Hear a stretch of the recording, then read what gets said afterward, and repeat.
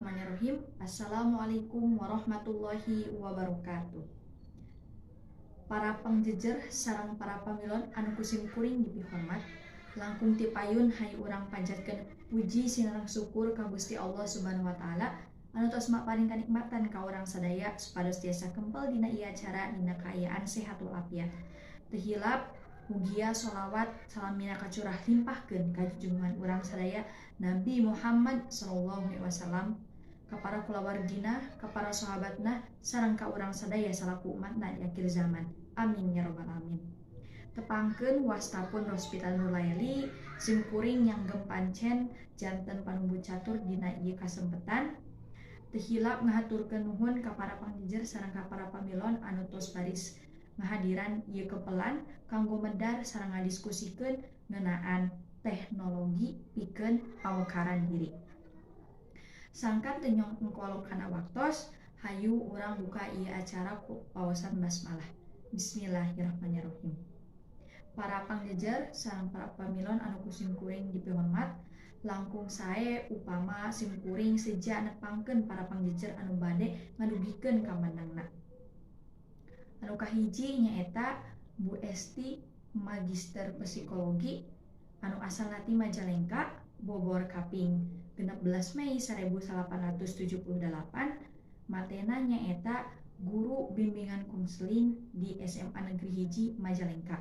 Anu kadua nyaeta Bapak Rudi Hartono, Sarjana Komunikasi, anu asalna ti Bogor, Bogor Kaping 23 September 1877. Matena nyaeta lulusan Universitas Indonesia sekaligus anu ngagenuhan channel YouTube anu eusina medarkeun ngeunaan tutorial ngagunakeun media teknologi. Sangkan urang leuwih neuleuman kana jejer anu bade dibahas ku urang sadaya, hayu urang regepkeun kamandang para pangjejer. Kukituna disumanggakeun ka Ibu Esti kanggo ngadugikeun kamandangna.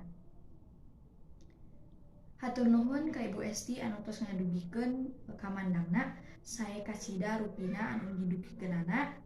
Saalitna parantos muka pandangan urang ngeunaan pamekaran diri. Numutkeun matena yen pamekaran diri mangrupakeun bukti urang tiasa ngamanfaatkeun sareng tiasa ngembangkeun potensi jeung bakat anu aya di diri urang, sangkan manfaat boh pikeun diri urang sorangan, boh pikeun batur. Anu pastina tiasa ngadorong urang sorangan sangkan jadi jalma anu leuwih hade deui. Pamekaran diri tiasa ngaliwatan media teknologi oge, henteu numutkeun anu tos aya di diri urang wae, sangkan urang tiasa ningkatkeun potensi sareng bakat nu aya di diri urang sangkan leuwih hade jeung berkualitas deui. Kukituna hayu urang lajengkeun sawala ieu ka Pak Rudi Hartono disumanggakeun. Hatur nuhun ka Bapak Rudi anu tos ngadugikeun kamandangna. Yen numutkeun matena nyaeta media teknologi tiasa pikeun media pamekaran diri upama digunakeun pikeun perkara anu hade, salah sahijina nyaeta pamekaran diri. Dina ngagunakeun media teknologi urang tiasa milarian naon anu aya, naon bakat anu aya di diri urang ngaliwatan tes MBTI online atawa ngasah naon anu aya di diri urang ngaliwatan tutorial YouTube pikeun ningkatkeun kualitas skill urang sorangan. Zaman kiwari anu tos modern, tos kedahna urang tiasa adaptasi pikeun leuwih kreatif jeung inovatif dina ngagunakeun media teknologi. Anu namina teknologi mah lain ngan saukur ngagunakeun komputer atawa HP bae, tapi oge lamun urang ngagaduhan kreativitas atawa kahoyong kanggo ngasah bakat urang dina teknologi sagalana oge tiasa dibantosan. Kulantaran wartosna sakedik, salajengna sim kuring bade ngawatesan kanggo pamilon anu bade ngadugikeun patarosan ngan ukur kanggo 3 urang. Dina ngagundugikeun patarosana utamina ngacungkeun heula pandangan teras nyebatkeun wasta sareng teu kenging gogorowokan. Hatur nuhun kanisina anu tos ngadugikeun patarosana. Kirang langkung patarosana nyaeta kumaha sikap urang pikeun yang harupan zaman modern ieu supados urang tiasa fokus dina ngembangkeun atawa ngasah potensi atawa bakat anu aya di diri urang sareng henteu kapangaruhan perkara anu teu hade dina nggunakeun media teknologi. Kukituna disumanggakeun ka Ibu Esti kanggo ngawaler patarosan ti Nisrina. Hatur nuhun ka Ibu Esti anu tos ngawaler patarosan ti Nisrina. Numutkeun walerana nyaeta urang kedah ngagaduhan motivasi sareng sumanget anu luhur pikeun ngasah bakat atawa potensi nu aya di diri urang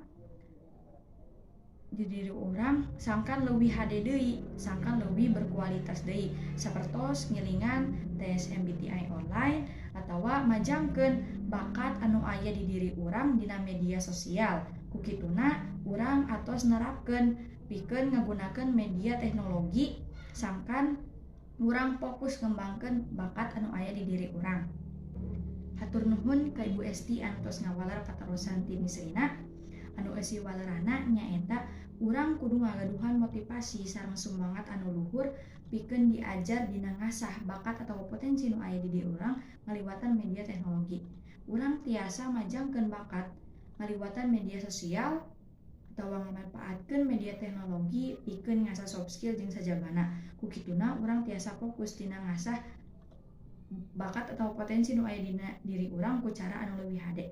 Acan ditutup, simkuring bade ngadugikeun heula ka cindekana. Yen ngaliwatan media teknologi urang tiasa ngasah atawa ngembangkeun bakat atawa potensi nu aya di diri urang upama digunakeun kanggo perkara anu hade. Sapertos ngiringan tes online, ningali tutorial kanggo ngasah soft skill jeung sajabana. Zaman kiwari mah urang kedah tiasa leuwih kreatif dina ngagunakeun media teknologi, salah sahijina nyaeta pikeun media pamekaran diri. Teu karaos ieu acara Paratus Rengse kalayan lancar ti kawit mula. Simkuring salaku panumbu catur sareng sapara kanca neda hapunten anu kasuhun bilih aya cariosan-cariosan atawa paripaos anu matak teu geunah kana maneh hadirin sadayana. Mung sakitu nu kapihatur, hatur nuhun kana perhatosan sadayana. Wassalamualaikum warahmatullahi wabarakatuh.